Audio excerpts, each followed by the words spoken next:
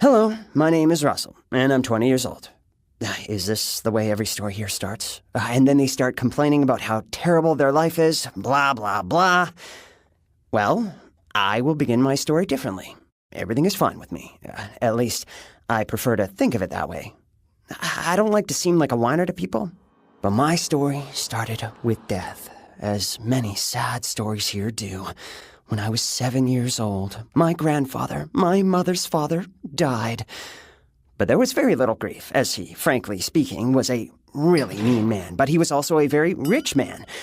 I didn't know it all, because he refused to talk to his daughter or to meet his grandson, so I can talk about this with a bit of, optimism.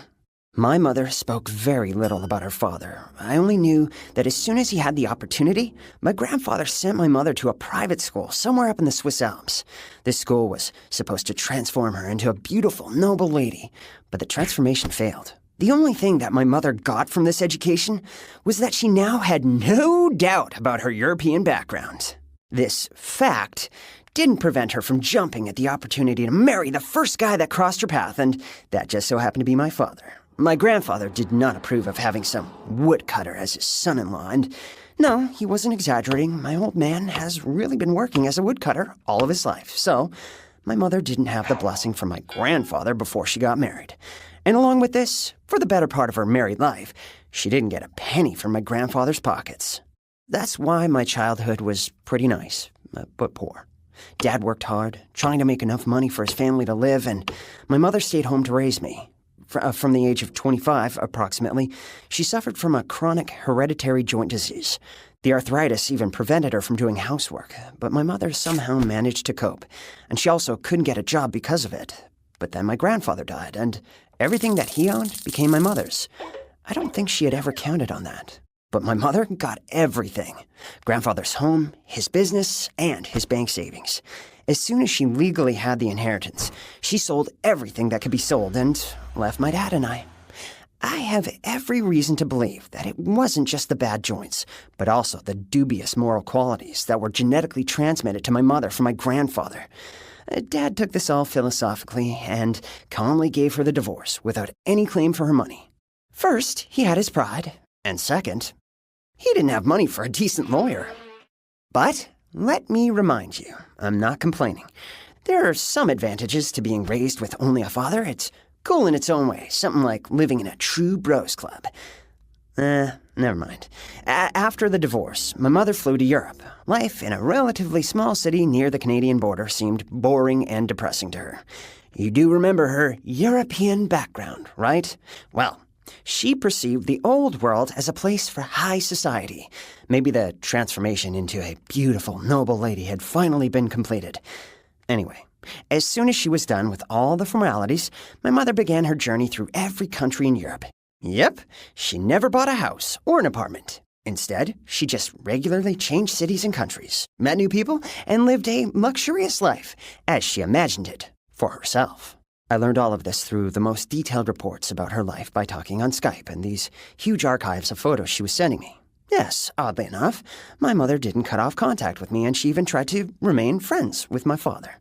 However, my mother didn't send us any money, and neither I nor my father asked for anything. Over 10 years, my mother took me to Europe 3 times for vacation. Once to the island of Crete, once to the north of Scotland, and once to Romania. So I saw with my own eyes that my mother spent money, moderately enough.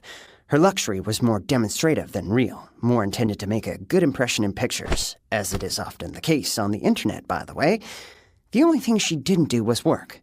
And that made sense considering her arthritis had progressed and brought her more and more physical pain. But I still wondered quietly, how much money did the late Scrooge, my dear grandpa, have? But a couple of years ago, a new character popped up in this story. His name was Mark. It seemed that he was from somewhere in Eastern Europe where my mother had met him, and, in fact, this was more or less the only reliable information that I had about him. I didn't know his last name or anything else which could help me to identify him. The information that he gave to my mother was, with a high degree of probability, fake. And soon you'll understand why.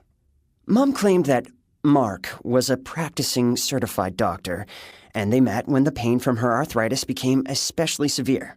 She went to see a doctor and met this Mark guy. I don't know which methods and means Mark used for treatment, but after some time, Mark unexpectedly became not only her doctor, but also her boyfriend. Of course, I understood that my mother has been divorced for more than 10 years. She'd probably had other men, but they came into her life and went away. But with Mark, it was a completely different case.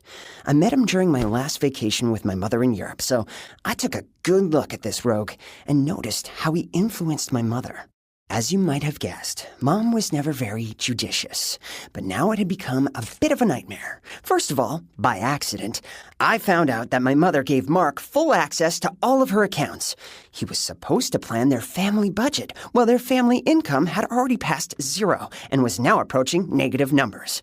Yes, this certified doctor didn't earn anything at all, but my mother didn't mind that they lived exclusively at her expense. She claimed that this was only going to happen during her treatment, and as soon as her joints became strong and elastic, they would start living a normal life. Mom admitted to me that for the first time in her life, she wanted to get married. To Mark, of course. I tactfully refrained from asking her how she had felt when she married my father. Was it against her free will? I just hoped that she liked her present life, where there was no place for any memories of my father. She also added the possibility that they would both move to the U.S. And I didn't ask anything about what had happened to her European background. Everything was forgotten and given up. Mark was her only interest now. She even told me that Mark was exactly what she had been looking for all these years in Europe, that he was her fate. Ugh, disgusting. Really disgusting, don't you think? My dear, greedy, and egotistic mother, whom I loved and knew so well, was totally not herself. She had never been prone to any kind of romantic enthusiasm before. I began to suspect that Mark was giving her some kind of tricky pills. But it turned out that he wasn't giving her anything that could be bought in pharmacies. In addition to all his qualities, this certified doctor was an apologist for alternative medicine, even though my mother assured me that he was a doctor. Unfortunately, this was the last fact that I managed to find out personally. My vacation was over, and I had to go back to my father. After that, my story stops to be as detailed as it was, because I didn't witness any of what happened next. As for my mother, she either pretends that she doesn't remember most events, or is really suffering from amnesia now. Even when she testified to the police, they were unable to find out more, so I bet you're interested in what happened next. Mark convinced my mother that in order to cure her arthritis, they absolutely had to go to India. Mark said that he knew people who were into Ayurveda, and Ayurveda could be a salvation for my mom. I was skeptical of this idea, but what could I do? During our last Skype conversation, I asked my mother to be careful, and it turned out I was right. After this call, I didn't hear anything from my mother for more than a year. My dad and I didn't have her phone number, and my mom's Skype account displayed information that she had been offline since our last conversation.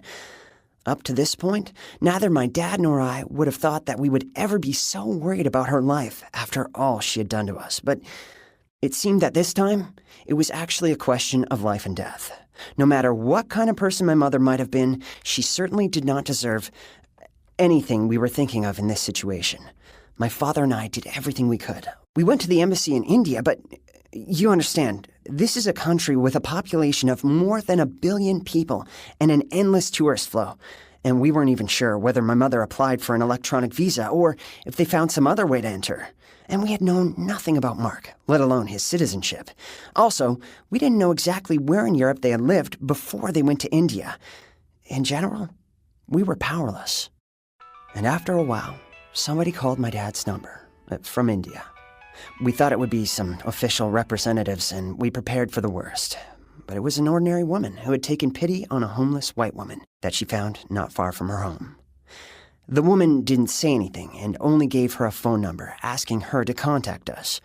So you can already imagine how this story ended. Somehow, Mark left my mother without money. I mean, not only without pocket money, but he emptied all of her bank accounts. Then he left her out in the Indian wilderness and just disappeared into the sunset. But for some time before that, my mother was actually receiving some arthritis treatment, so my mom got herself a half dozen local diseases, but her joints don't bother her anymore. Now, my prodigal mother has returned home and lives with us, and if you suddenly meet this Mark in real life, beware. He is a bad person. Share this story with your friends and subscribe to the channel.